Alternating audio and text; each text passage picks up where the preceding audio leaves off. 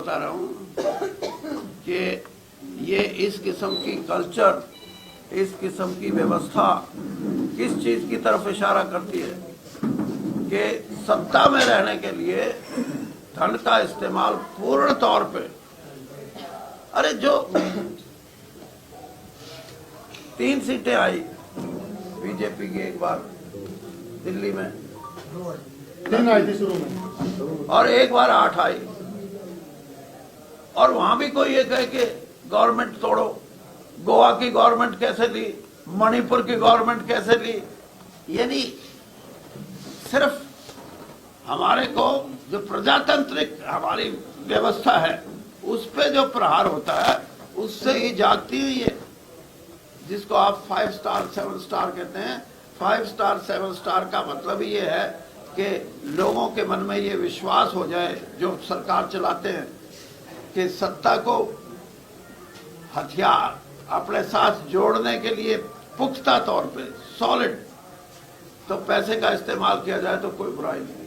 और इस व्यवस्था के खिलाफ लोग लड़ रहे हैं और लड़ाई ये और तेज होगी। सर आप लोग स्टेटमेंट बहुत जल्दी अपनी चेंज कर लेते हैं सर। बीजेपी क्यों छोड़ी आपने? ऐसी क्या कमी लगी कि आपको दोबारा काम निभाना पड़ा? मैंने वैसे इसके जवाब तो दे दिए, लेकिन फिर भी आप अगर चाहते हो तो मैं जब मैंने अपनी ये फैसला लिया कि मैं कांग्रेस छोड़ रहा हूँ तो मेरे कुछ साथियों ने ये कहा कि आप बीजेपी में जाओ। मैं ये समझता था कि बीजेपी की और कांग्रेस की जो विचारधारा है उसमें बहुत बड़ा फर्क नहीं है। कहीं ना कहीं थोड़ा बहुत फर्क हुआ तो मैं एडजस्ट कर लूँगा। और जब मैंने ये देखा, आपके सवाल का जवाब अब है, जब मैंने ये देखा कि वैचारिक रूप से ये बिल्कुल कहीं ना कहीं कांग्रेस का एक उल्टा रूप है, तो मैंने ये फैसला लिया कि मैं बीजेपी छोड़ नहीं रहा, बल्कि वैचारिक रूप से कांग्रेस में दोबारा जा रहा हूँ। कई साथियों ने तो वहाँ जब मैंने ज्वाइन किया तो आप जैसे प्रेस के साथियों ने सवाल किया कि आपकी घर वापसी। मैंने कहा घर वापसी अलग बात है, ये वैचारिक रूप से मैंने ये निर्णय लिया। और आपको मैं ये भी बताऊं कि आपके शहर से जो एमपी थे ब्रजेंद्र सिंह, वो अकेला एक एमपी था सारे देश में जो सिटिंग एमपी होते हुए फैसला किया कि मैं कांग्रेस में जाऊंगा ना। अभी जो आप बात हो रही थी 7 स्टार, चौधरी साहब 10 साल में ये फैसला पहले भी लिया जा सकता था। 5 साल तक इंतजार किया, लगातार एमपी रहे आपके बेटे, तो 1-2 साल में फैसला लिया जा सकता था। आप सुन लो, आप कौन होकर तो ये बताओ। मीडिया से मीडिया हो ना, हाँ, कभी वकील नहीं पूछता हो। मैंने ये फैसला इसलिए कि इनका जवाब दे रहा हूं मैं कि वीरेंद्र सिंह ये भी नहीं चाहता था कि आपका मीडिया ये कहे यार ये क्या है, कभी इस पार्टी में कभी उस पार्टी में। मैंने कोशिश की कि मैं कहीं ना कहीं किसी ना किसी रूप में इस तरह से फैसला लूं कि बीजेपी में रहूं, विचारों की थोड़ी बहुत अगर फर्क भी होगा तब भी काम चला लूं। लेकिन मैंने अंदर बैठ के देखा कि किसान विरोधी वर्ग जो बीजेपी के मन में जो बातें थी, मैं 3 बार मैंने प्रयास किए किसान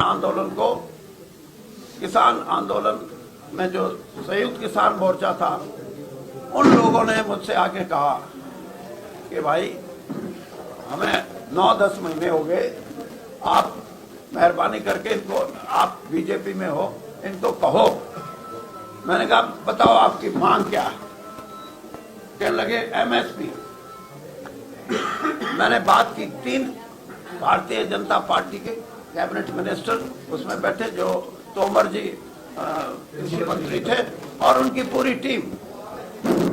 तो मैंने कहा कि किसान यूनियन के लोग आपसे बात करना चाहते हैं और वो ये चाहते हैं कि आप एमएसपी को अगर सिर्फ मान लें तो वो अपना आंदोलन खत्म कर देंगे। उन्होंने स्पष्ट रूप से ये कहा कि सवाल ही पैदा नहीं होता। तो मैंने आके यूनियन के लोगों से बता दिया, 3-4 लोग थे वो। तो फिर वो कुछ दिन के बाद फिर कहने लगे कि अच्छा ये नहीं तो कम से कम इतना कर दो कि हर फसल का एक बेंचमार्क तय कर दे सरकार हर साल कि ये फसल का बेंचमार्क ये है प्राइस का, उससे नीचे कोई ना खरीदे। चाहे फिर मंडी के बाहर बेच लो, चाहे अंदर बेच लो, कैसे बेच लो, प्राइवेट आदमी खरीद ले, सरकार खरीद ले। इस काम के लिए मैं 2-3 मेरे जो जिनको मैं समझता था बीजेपी में मेरे सहयोगी साथी एमपी हैं, उनको मैं लेके गया। मैं कहा यार तुम मदद करना, इसलिए तो कोई बड़ा इशू नहीं है।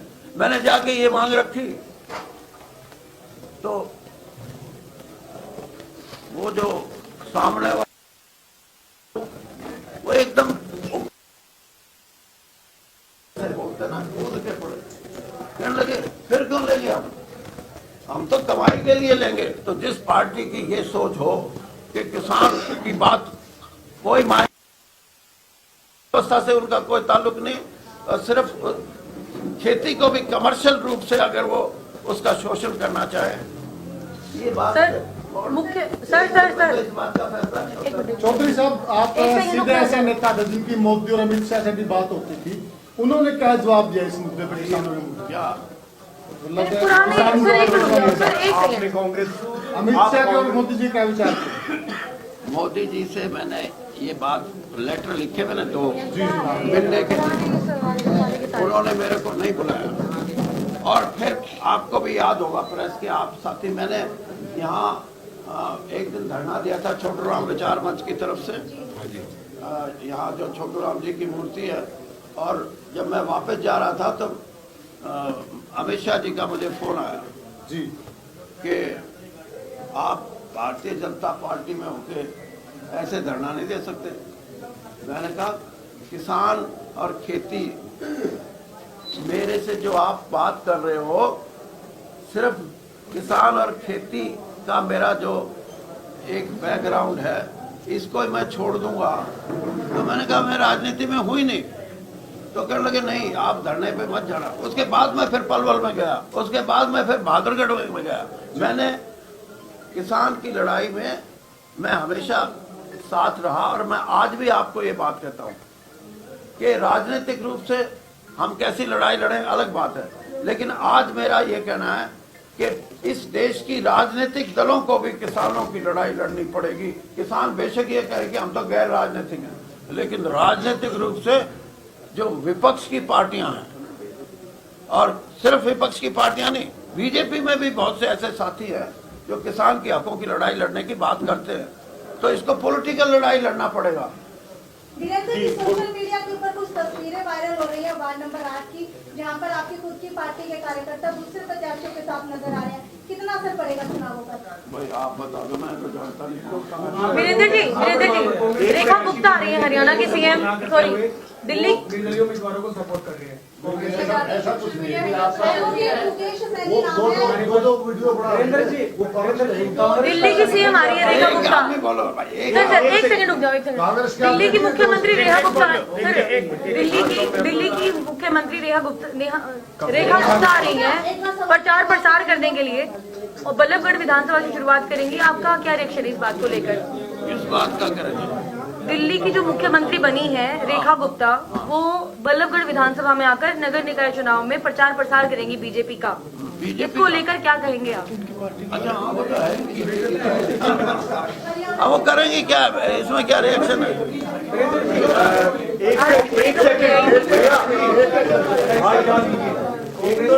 जवाब तो दीजिए उस सवाल का। पहले आप फैसला कर लो। महेंद्र जी, हरियाणा में निकाय चुनाव चल रहे हैं और आप कांग्रेस ने जो डिसीजन लिया कि पहली बार निकाय के चुनाव इस पर लड़ेंगे हम लोग सिंबल पर, इससे आप कितना सही मानते हैं? क्योंकि बहुत से, और दूसरा सवाल ये है, आपको लगता नहीं कि पहले कांग्रेस को संगठन बनाना चाहिए था, उसके बाद मैदान में आना चाहिए? अच्छा ये पानी की पूरी बोतल है? पानी की पूरी बोतल होगी, क्योंकि आपने सवाल ऐसा पूछा पानी की